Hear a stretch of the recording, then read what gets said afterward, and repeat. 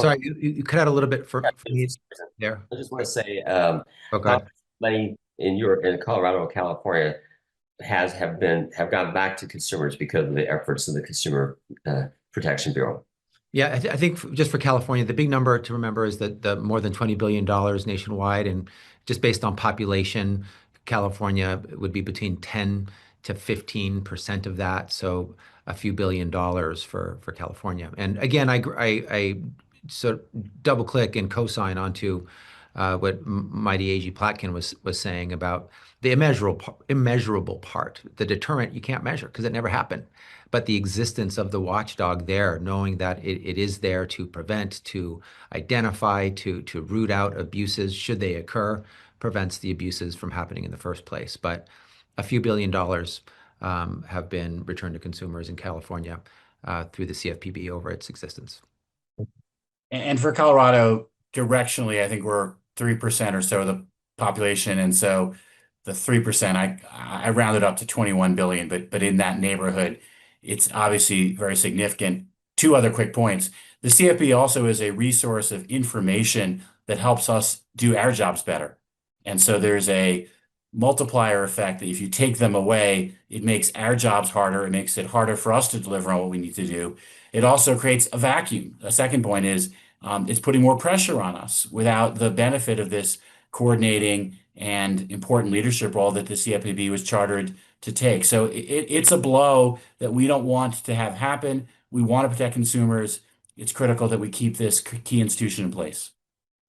And my last question is for Attorney General Bonta. So, and this has to do with Prop 50. So now, of course, we have the lawsuit went through trial. Do you expect a ruling is going to be coming out soon? Do you think it'll be in California's favor? And my last part of that is the plaintiff for the lawsuit told the Center Square that he thought the issue would go all the way to the Supreme Court, regardless of who wins on the lower levels. Do you think this is going to be going to the Supreme Court? And what do you think about the chances of a favorable ruling for the district court?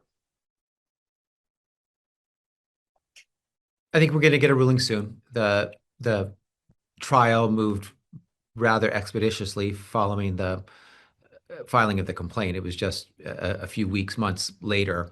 I think that the evidence came in very well for the state of California and in support of the durability and sustainability, legality of Prop 50. I think the court's going to find in support of Prop 50 that it was they'll find what it is and what it was, a political, partisan, very clearly and transparently effort to create new districts and had no racial discrimination whatsoever, despite the claims of the plaintiffs here, which have no basis in fact.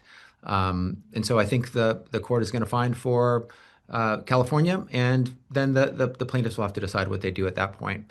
Should they take their L or appeal it to the Supreme Court? Maybe they appeal it to the Supreme Court, but mind you, this is a U.S. Supreme Court that just had another redistricting case. And in that case, California was mentioned by one of the justices as having a redistricting effort of its own that was based on political partisanship and political redistricting, not racial. And the justice made it very clear that that was at least his view and perhaps the view of others. So I can't control what the plaintiffs do after the court decides in what I believe will be our favor, but maybe they'll bring it to the U.S. Supreme Court. I think if they do, we prevail there as well.